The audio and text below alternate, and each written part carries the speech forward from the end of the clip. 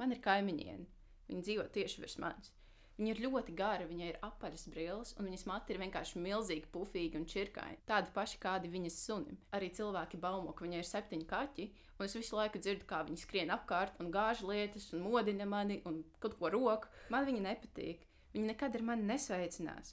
Tikai, ja es staigāju ar savu vecāku suni, tad viņa atcerās, ka es zem viņas dzīvoju un sasveicinās varbūt dažreiz. Arī vistrakākais ir tas, ka es viņu redzu visur, jebkur pilnībā, jebkur tramvajā, autobusā, centrā, uz ielas, veikalos, Sarkandaugavā, visur es viņu redzu. It kā viņa man seko vienmēr. Tas ir viņas tā kā triks.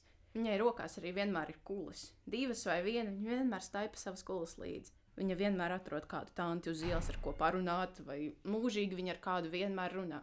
Arī ar maniem vecākiem viņa runā. Ar mani viņa nekad nerunā un nesveicinās. Kur? Viņa vienmēr man sako.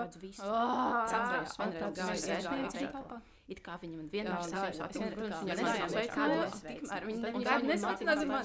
Es varu vienkārši kodu no mežā. Es nezinu, kā viņš sauc godīgi tam ziemiņu. Tad tur arī man. Labdien!